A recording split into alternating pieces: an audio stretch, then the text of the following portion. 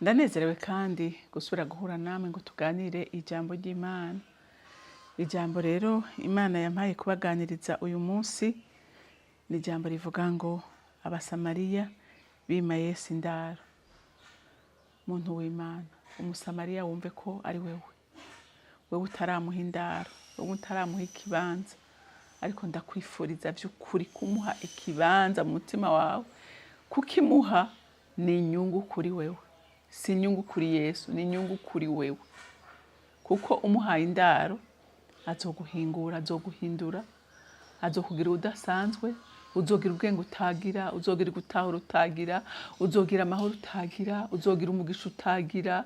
Urumva kubana n'uyu mwami ni iby'igiciro kinini kuruta ibindi bintu byose nabonye. Reka rero dusome ijambo ry'Imana. Maze iminsi yiwe yo kuduzwa mu ijuru igirishike yerekeza i Yerusalemu, afashe ingingo ntabanduka yo kujayo, atuma integuza imbere yiwe, ziragenda zija mu mihana y'Abasamaliya kumuteguriza. Ntibamwakira kuko yerekeje i Yerusalemu.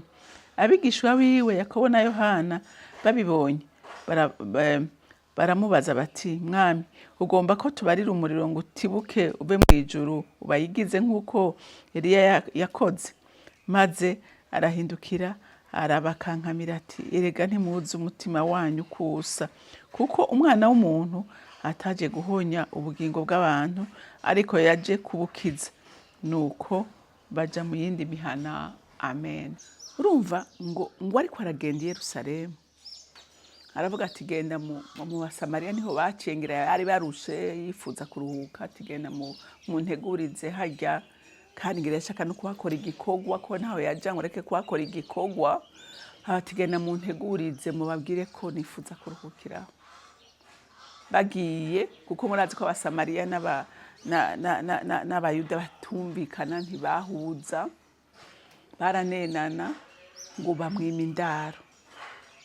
indaro, ngo bibabaza abigishwa biwe, ngo baca baramubwira ati baratwankiye, ati none tumanura umuriro ubaturire kumwe Eliya yahamagara umuriro ukayigiza. Yesu ngo arahindukirira barabakankamira ati, nta soni, ati imitima yanyu yuzuye umururazi, yuzuye ikibi, yumva ati ntimwiyizi, ntimwiyizi. Aravuga ati, jewe sinaje guhonya, oya, sinaje guhonya, naje gutanga ubugingo, naje gutanga ubuzima. Muntu w'Imana, nagira nkubwire iri jambo ugerageze ugishireko, ugihererezeko. Yesu uyu munsi aravuga ngo ndi ku muryango ndiko ndadodora, ndi ku muryango w'umutima wawe ndiko ndadodora.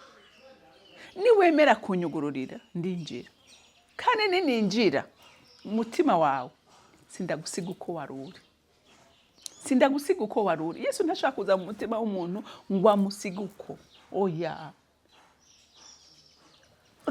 Urumva Yesu arashaka ngo no mu ntege nke zacu tumwakire. Hari abantu bibaza ngo Yesu urumva niyaza muri jewe, urumva nkemera gukizwa, hari ibintu ntazosubira gukora, ibintu ntazoshobora, ukumva umengo hari ibintu cyangwa wakoze umenga ntiyokubarira.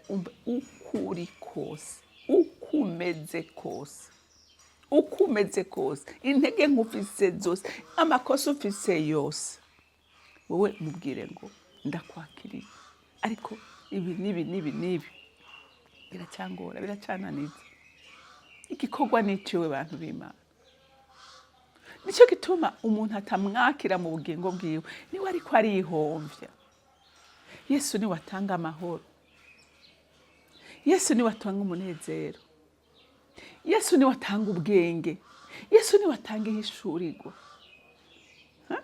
Kuko uyu munsi hariho ibintu dukora kubera atani ihishurirwa tugira, atani gutahura dufise. Umuntu akumva umengo ibyo bintu nta cyaha, hari ibintu umuntu akora kumva ati none jewe ko atamuntu ndiko ndagora, atamuntu ndiko ndarenganya, umubiri ni gwanje, ibintu ni jewe, nta muntu ndiko ndagora. Ariko igihe wahaye kaze Yesu Kristo mu bugingo bwawe, bituma na mpemu w'Imana aza muri wewe, aza muri wewe, hama akagutahuza iby'icaha no kugororoka, akagutahuza bimwe utahora utahura, bimwe utanakomprena, utanahishurirwa, utanamenya ko ari ikintu gishobora kwica ubugingo bwawe. Umva bantu b'Imana, nasanze mu Mana ariho ubwenge buri. Umva ubwenge bw'uburyo bwose, ubwenge bwo kubana n'abantu, ubwenge bwo kwijera na wewe. Reka burya umuntu nasanze akomeye mubi abaho agwanya umuntu ni wenyene. Ni umva umwasi wa mbere abaho akwanga ni wewe nyene. Wowe umaze kwitahura, umaze kwimenya, ukamenya intege nke zawe, ukamenya inkomezi zawe, ukamenya umva umenya gufata za nkomezi kazibyaza umusaruro utuma ubwami bw'Imana bwaguka, bikubera umugisha, bikabera umugisha n'abandi, kandi ukaronka n'ihishurirwa rikwereka intege nke zawe zakubuza gushika aho babwirizwa gushika. Sinzi ko muri ko muratahura ibyo ndiko ndavuga, kuko umva ntimubona n'ibi byose bavuga ngo byakarande, bavuga ngo Satani agwanya umuntu, Satani agira ibintu nabiri, ni ukuri ndabarahiye, ni twebwe tuba twamugururiye. Karande nayo urashobora kwitandukanya nayo, kuko amaraso ya Kristo yamenetse kugira ngo adukure ko ibyo byose byatuboha, byadukurikirana tutazi. Nico gituma ayo maraso yamenetse, kuko hari ibintu bidukurikirana, hari ibintu bituboshe, bikatuboha tutazi n'ingene byakozwe, tutazi n'ingene byakozwe, mugabo ugasanga biriko birakugura ko influence, ukareka gushika mu mugisha wawe. Mugabo igihe wahaye Kristo ikibanza mu mutima wawe, mpemu w'Imana akaganza, araguhishurira ibyo ukwiye gusambura n'ibyo ukwiye kubaka.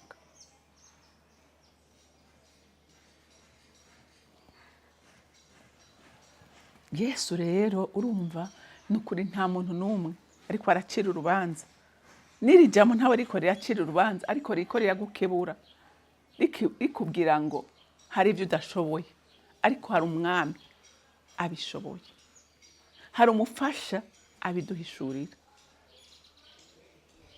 Ababigishwa murumva yuko bo bumva umengo boca barandura abo bantu kubera banse kubaha indaro, banse kugira iki, ariko Yesu aravuga ati no, ntimuzi biri mu mutima wanyu, nta mbabazi mufise, jewe aba bandaje ishinga, aba sinifuza ko bagwa mu mahonero, aba ndifuza ko nabo bazoraga ubugingo.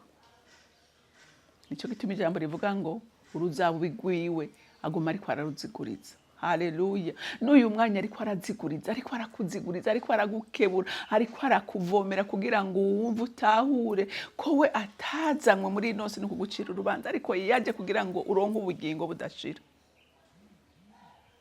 Rero bantu b'Imana, ugurura umutima wawe, ugurura umutima wawe, umubwire ngo mwami ngwino, ndaguhaye icicaro mu mutima wanje, hari ibyo ntashoboye, ariko ndabizi neza hamwe nawe ko byose bishoboka. Kuko ntiwona mwihisha, arakuzi, arazi ibyawe byose, arazi ibikugora, arazi ibikunaniza, arazi ejo hawe arahazi, ariko wewe umubwire gusa ngo ndakwakiriye mu mutima wanje, ngwino umwere umwami n'umukiza w'ubugingo bwanje. Rero umuntu yoba yumvise iri jambo by'ukuri ataramwakira, canke akaba uyu munsi yarabigiyemo ubwo akabijyamo atabigiyemo, numva fata ingingo uyu munsi ukavuga ngo ndagomba by'ukuri kumuha ikibanza, by'ukuri ndamuha ikibanza, aganze ubugingo bwanje, andongore, hama nanjye ndamukurikire nukuri naho wotsitara nta muntu numwe yobahenda muri ino si nta numwe yovuga ngo arera derere nta numwe yovuga ngo ntashikana kananirwa akaja mu ntege nke twese kuva ku muntu wa mbere gushika ku wa nyuma nuwo wewe wemera ubona ari gitangaza amenya ko nawe afise intege nke ibyo Yesu arabizi ko atavyo dushoboye mugavuga ngo iyo wamaze kumurikirwa n'umuco wiwe ukamwimika mu bugingo bwa mpemu w'Imana akaba ari wakurongora uramenya aho wagwiriye ukavuga uti mwami nsubizamwe inkomezi mbabarira kuri iki niki niki kandi yama yiteguye kutubabarira arazi isi tubamwe uko tugwana n'uyu mubiri tukagwana na kameremere kacu tukagwana na satani n'iyi si rimwe amarushwa n'amagogwa menshi Yesu ibyo byose arabizi ariko icyagusaba ni kimwe gusa nukumuha ikibanza mu mutima wawe hanyuma ukagerageza kugera ikirenge mu ciwe aho utsitaye ukamubwira uti mbabarira nukuri yama yiteguye kutubabarira iminsi yose rero ndakwifuriza muntu w'Imana kumwimika mu bugingo bwawe ndakwifuriza muntu w'Imana kwemera kurongorwa nawe nta ruhombo na rumwe ahubwo ni inyungu gusa nakubwiye ugira ihishurirwa ugira ubwenge ugira gutahura ugira guhishurirwa ugira urakomera aragukomeza no mu bigoyi none wumva uyo mwami woreka kumwizera gute woreka kumuha ikibanza gute mu mutima wawe Imana yo mu ijuru rero ikumpezagire wewe wumvise iri jambo mukunzi mwiza nzi kunyumva ni wakira amashimwe ngushimira uri uwo kwizerwa buri munsi buri munota buri segonda wewe uradukunda mwami no mu ntege nke zacu ntudutererana ntutureka oyayi uhora udufashe ukuboko kugira ngo turamire udusubize mu nzira nziza Yesu ndagushimiye uri igitangaza uragahezagirwa izina ryawe nirikomeze gushimwa no kubahwa na bose mu izina ryawe gera Yesu Kristo umwami wanje senze nizeye ko vyumvise amen mwarahezagiwe mugira umunsi mwiza.